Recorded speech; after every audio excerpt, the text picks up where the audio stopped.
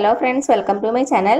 അപ്പോൾ ഞാൻ ഇന്ന് വന്നേക്കുന്നത് നല്ല ടേസ്റ്റി ആയിട്ടുള്ള വളരെ ഈസി ആയിട്ട് ഉണ്ടാക്കാൻ പറ്റിയ ഒരു പരിപ്പ് കറിയുടെ റെസിപ്പിയുമായിട്ടാണ്. ഇത് വളരെ എളുപ്പമാണ് ഉണ്ടാക്കാൻ. അപ്പോൾ നമുക്ക് ഇത് എങ്ങനെ ഉണ്ടാക്കുന്നതെന്ന് നോക്കാം.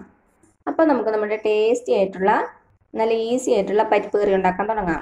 അതിനുവേണ്ടി ഞാൻ ഇവിടെ ഒരു 1/4 കപ്പോളം തുവരപ്പരിപ്പ് എടുത്തിട്ടുണ്ട്. തുവരപ്പരിപ്പ് എന്ന് പറഞ്ഞാൽ നമ്മൾ സാമ്പാറൊക്കെ ഉണ്ടാക്കൂലേ ആ പരിപ്പ്. ഇത് ഞാനൊരു 10-15 മിനിറ്റ് വെള്ളത്തിൽ ഒന്ന് കുതിർത്ത ശേഷം നന്നായിട്ട് കഴുകി എടുത്ത് വെച്ചേക്കണ പരിപ്പാണ്. ഇനി നമ്മുടെ പരിപ്പ് നമുക്കൊരു കുക്കറിലേക്ക് ഇട്ട് കൊടുക്കാം. ഇപ്പം എന്താ നമ്മുടെ പരിപ്പൊക്കെ ഒരു കുക്കറിലേക്ക് ഇട്ട് കൊടുത്തു. ഇനി നമുക്ക് വേണ്ടത് ഒരു മീഡിയം സൈസ് തക്കാളി, അത് ചെറുതായിട്ട് കട്ട് ചെയ്തേക്കുവാണ്. അതേപോലെ തന്നെ ഒരു ചെറിയ സവാള മതി. പിന്നെ വേണ്ടത് ഒരു പച്ചമുളക്, അതൊന്ന് നെടുകെ കീറിയിട്ടേക്കുവാണ്. നമുക്ക് നമ്മുടെ പരിപ്പിൻ്റെ കൂടെ ഇതെല്ലാം ഇട്ട് കൊടുക്കാം.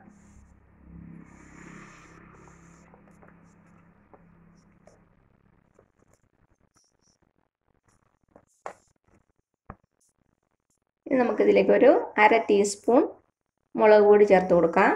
ഒരു 1/4 ടീസ്പൂൺ മഞ്ഞൾപ്പൊടി, ആവശ്യത്തിനുള്ള ഉപ്പും കൂടെ ചേർത്ത് കൊടുക്കാം.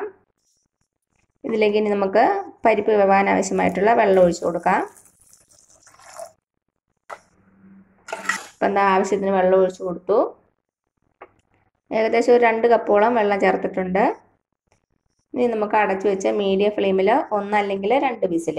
അപ്പോഴേക്കും നമ്മുടെ പരിപ്പൊക്കെ നന്നായിട്ട് വെന്തിട്ടുണ്ടാവും. പരിപ്പ് ഒത്തിരി അങ്ങ് ഉടഞ്ഞു പോകേണ്ട ആവശ്യമില്ല, നന്നായിട്ടൊന്ന് വെന്ത് കിട്ടിയാൽ മതി.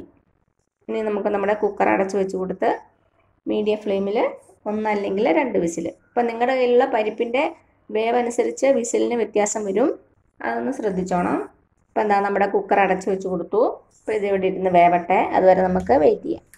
അപ്പം നമ്മുടെ പരിപ്പ് വേവണ സമയം കൊണ്ട് നമുക്ക് കുറച്ച് തേങ്ങ ഒന്ന് അരച്ചെടുക്കണം. ഞാനിപ്പോൾ ഇവിടെ എടുത്തേക്കുന്നത് ഒരു ചെറിയ കൈപ്പിടി തേങ്ങയാണ്. നമുക്ക് ഒത്തിരി തേങ്ങ ആവശ്യമില്ല ഈ പരിപ്പ് കറിക്ക്, വളരെ കുറച്ച് മാത്രം മതി, ഒരു ചെറിയ കൈപ്പിടി. ഇത് നമുക്ക് ഒരു മിക്സി ബൗളിലേക്ക് ഇട്ട് കൊടുക്കാം.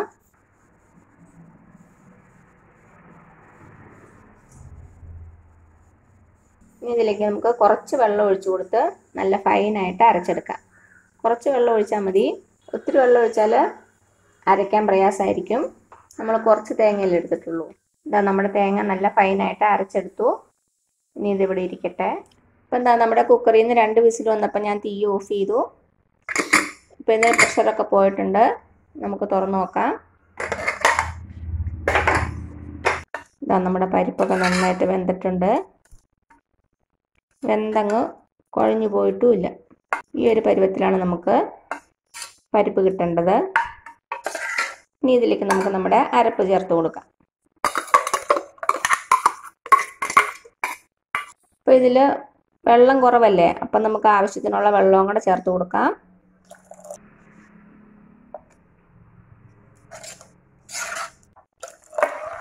അപ്പം അത്യാവശ്യത്തിന് വെള്ളം ഒഴിച്ച് കൊടുത്തിട്ടുണ്ട്. ഇതിരിക്കും തോറും കുറച്ച് തിക്കായിട്ട് വരും, അപ്പോൾ അതിനനുസരിച്ച് വെള്ളം ചേർക്കുക. ഇനി നമുക്ക് നന്നായിട്ടൊന്ന് തിളപ്പിച്ചെടുക്കണം. ഉപ്പൊന്ന് ചെക്ക് ചെയ്ത് നോക്കുക, കുറവാണെങ്കിൽ ചേർത്ത് കൊടുക്കുക. ഇപ്പോൾ ഇത് നന്നായിട്ടൊന്ന് തിളച്ചിട്ടുണ്ട്. ഒരു 5-6 മിനിറ്റ് നന്നായിട്ട് തിളച്ചു, ഇത്രയും മതിയാകും. ഇനി നമുക്കിതിലേക്കൊന്ന് വറുത്തിടണം. ഇപ്പം എന്താ ഞാനൊരു ചീനച്ചട്ടി വെച്ചിട്ടുണ്ട്. നമുക്കതിലേക്ക് വെളിച്ചെണ്ണ ഒഴിച്ചു കൊടുക്കാം.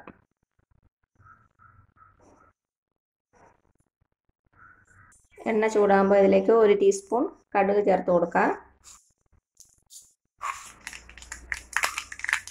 കടുക് പൊട്ടി കഴിയുമ്പോൾ 2 വറ്റൽമുളക്, കുറച്ച് കറിവേപ്പിലയും കൂടെ ചേർത്ത് കൊടുക്കാം.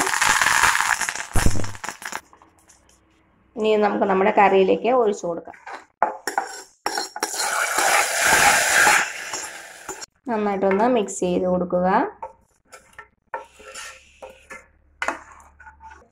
അപ്പോൾ അത് ഇത്രയേ ഉള്ളൂ നമ്മുടെ ടേസ്റ്റി ആയിട്ടുള്ള നല്ല ഈസി ആയിട്ടുള്ള പരിപ്പ് കറി. ചോറിൻ്റെ കൂടെ നല്ലൊരു കോമ്പിനേഷനാണ്. എല്ലാവരും ഒന്ന് ട്രൈ ചെയ്ത് നോക്കണേ. എന്നിട്ട് അഭിപ്രായങ്ങളൊന്നും അറിയിക്കാൻ മറക്കരുത്. അപ്പോൾ ഈ വീഡിയോ ഇഷ്ടമായാലും താഴെ കാണുന്ന ചുമന്ന സബ്സ്ക്രൈബ് ബട്ടണിൽ ഒന്ന് പ്രസ് ചെയ്ത് സപ്പോർട്ട് ചെയ്യണേ.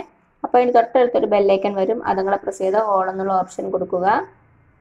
ഇനി പുതിയ റെസിപ്പി ആയിട്ട് വരുന്നവരേക്കും thank you so much. By.